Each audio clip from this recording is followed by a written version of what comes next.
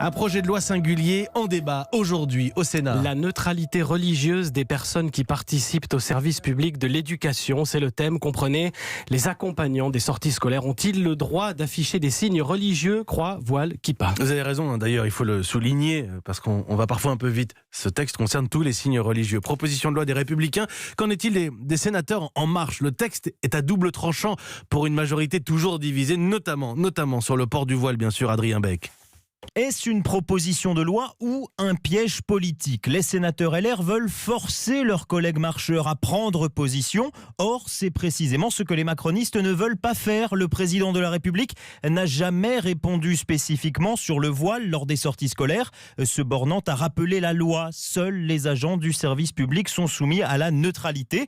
Donc, en l'absence d'une ligne claire, les sénateurs En Marche sont dans l'embarras, à l'image de leur président, François Patriat. Il y a au sein du groupe La République En Marche des différentes sensibilités. Nous entendons les traiter par un débat entre nous. La division publique est quelque chose qui mine la majorité. Je ne suis pas sûr même qu'il y ait liberté de vote. En tout cas, notre décision unanime, majoritaire, est au plutôt de voter contre le texte de loi qui sera présenté par les Républicains au Sénat. François Patriat finit donc par choisir. Ce sera non. Pour La République En Marche, les mères voilées peuvent le rester dans les sorties scolaires, à rebours de l'avis d'une écrasante majorité de Français qui est totalement opposée. Le piège de la droite se referme. Adrien Beck du service politique d'Europe 1 et sur le texte comme sur le contexte, vous réagissez au 39-21. Texte débattu à partir de 14h, sans doute adopté en première lecture. Pas d'incidence légale tant qu'il n'aura pas été voté dans les mêmes termes par l'Assemblée dominée par la majorité présidentielle.